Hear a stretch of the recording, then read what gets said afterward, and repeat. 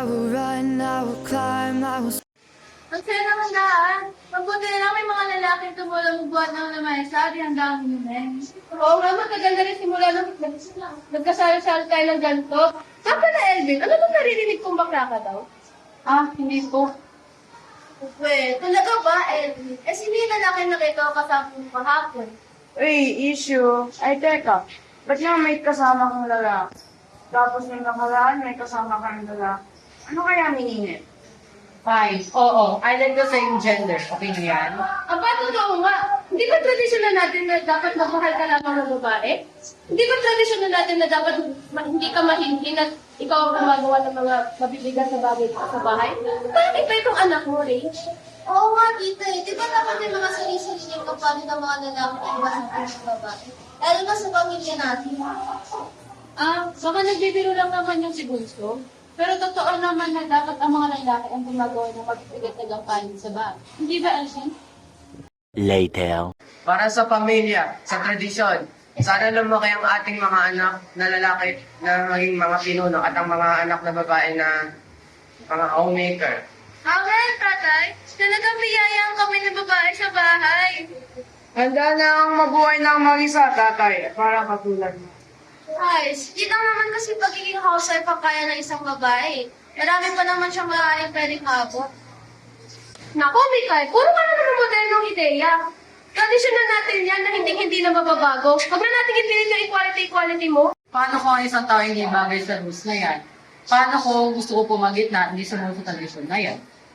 Ano bang pinagsasabi mo, Elvin? Ang lalaki ay lalaki, ang babae ay babae. Simple lang yan. Nakailang ulit na kami nang sabi sa'yo, di na yan magbabago. Pero ang gender at ang taong mamahalin mo, hindi lang yan simple. May tao na iba. Noong araw namin, talagang ganyan na ang kanilang isip. Lalaki at babae, yan ang disenyo ng Diyos. Yan na naman mga bagong generasyon yan. Pampalito. Lola, tatay, mas maganda po siguro kung lawakan natin ang ating pag-unawa. Huwag po natin ikulong ang ating iisang pananaw sa iisang kahon lamang. Sapagkat sa henerasyon po ngayon, iba't iba na ang mga sexuality at gender. Masakit at hindi patas kung hindi natin tatanggapin ng ibang mga gender, di ba? Masakit? Ano ba gusto mo, Alvin? Na sabihin nila na pwede nang magsuot ng dress ang mga lalaki?